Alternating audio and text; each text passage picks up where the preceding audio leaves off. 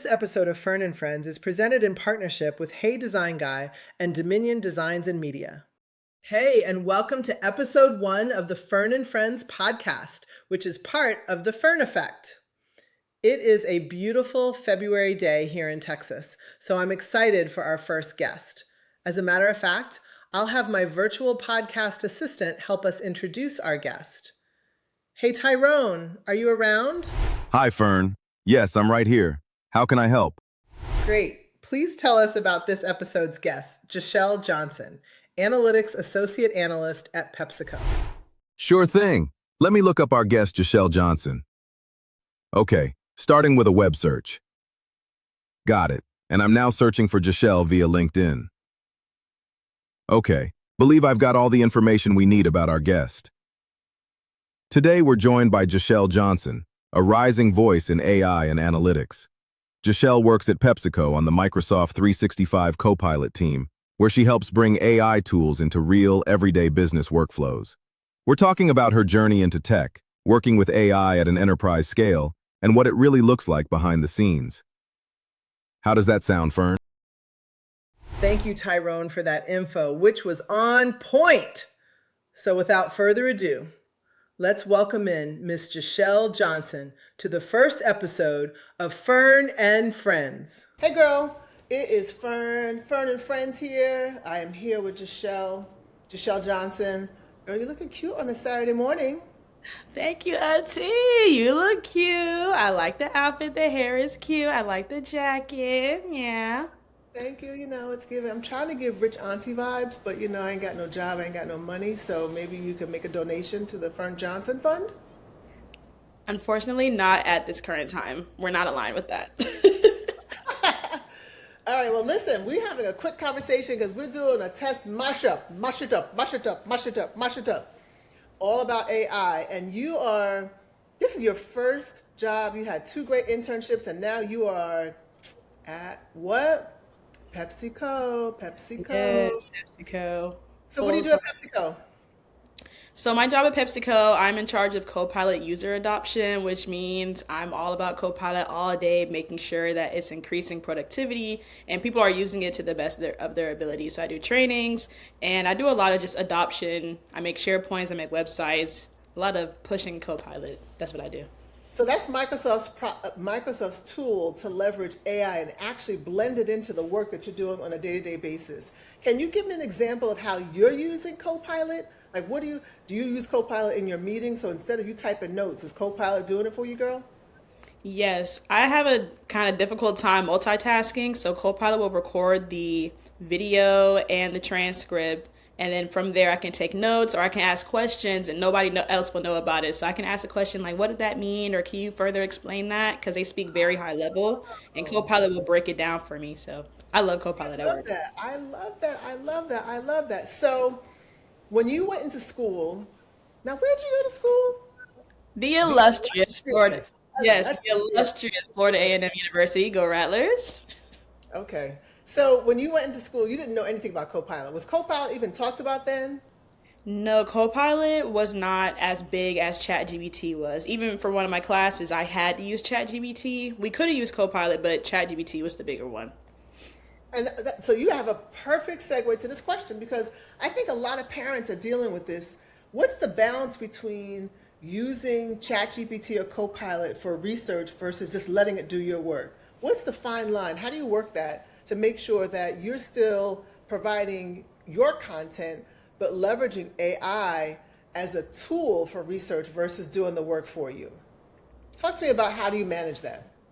Well, I like to have my own, I still want my voice to be heard throughout the work that I produce.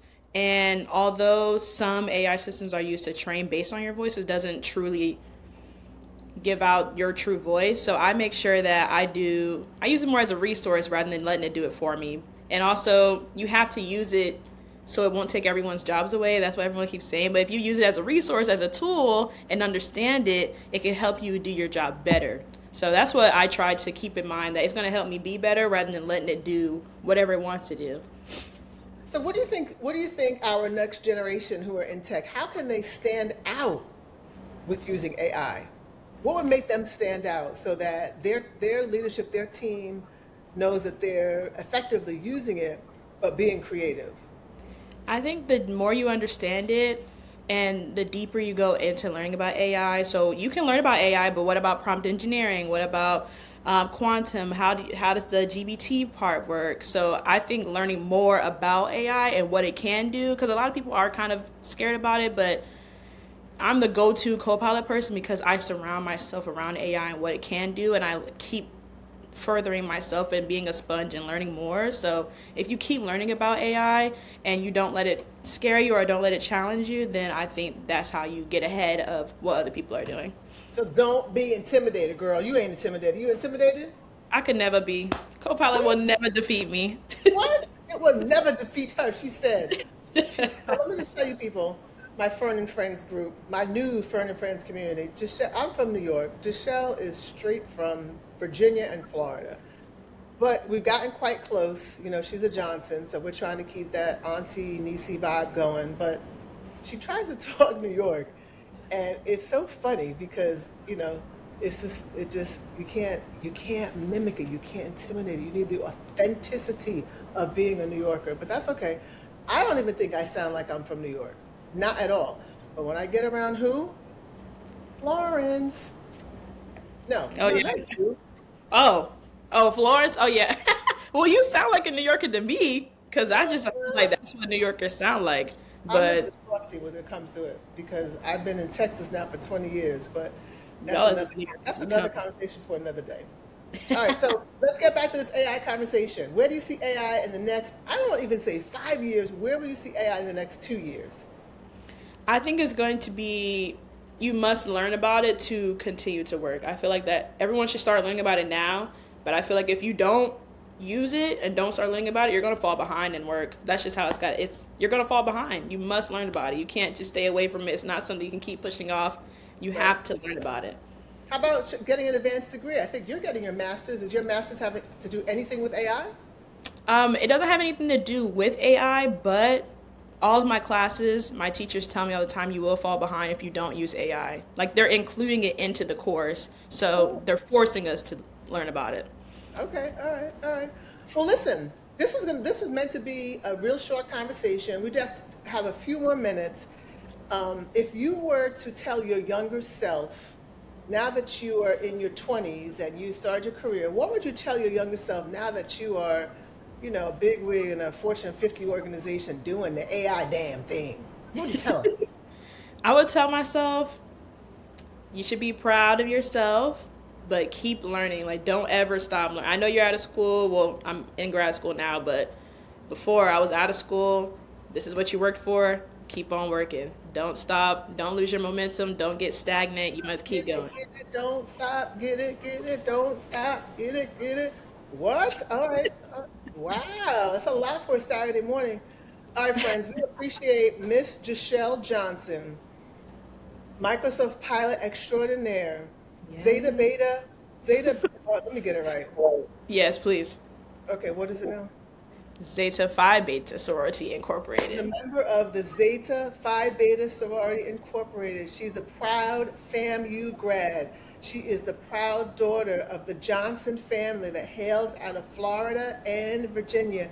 And we want to say thank you for being our first guest on Yes. Friends. Well, won't he do it? Won't he do What it? do you do? Won't he I'm do happy to be it? here. Thank you for having me. You're welcome. Thank you. Wow. That was a great first episode and an amazing conversation with Giselle. Tyrone, how would you summarize or recap the conversation? I agree, Fern. That was a great conversation.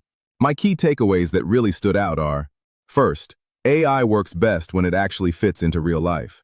Giselle reminded us that tools like Copilot aren't about doing more work. They're about doing work better, capturing meetings, organizing thoughts, cutting down the mental overload. That's where AI earns its place. Second, using AI doesn't mean losing your voice. Giselle was clear about that. These tools should support your thinking, not replace it. Your perspective, your creativity, your judgment. That's still the most important part of the work. And finally, learning AI is no longer optional. Curiosity is the real advantage. Whether you're in school, early in your career, or already deep in it, staying open, learning how these tools work, and not being intimidated by them, that's how you stay relevant. Perfect recap, Tyrone. And a huge shout out and thanks to my girl, Miss Giselle Johnson, for keeping it real and reminding us that the future of AI is still very human. And thank you for tuning in and hanging out with us. Let us know what you thought about this episode. Join the conversation at Fern and Friends on all social platforms. Until the next episode, bye for now.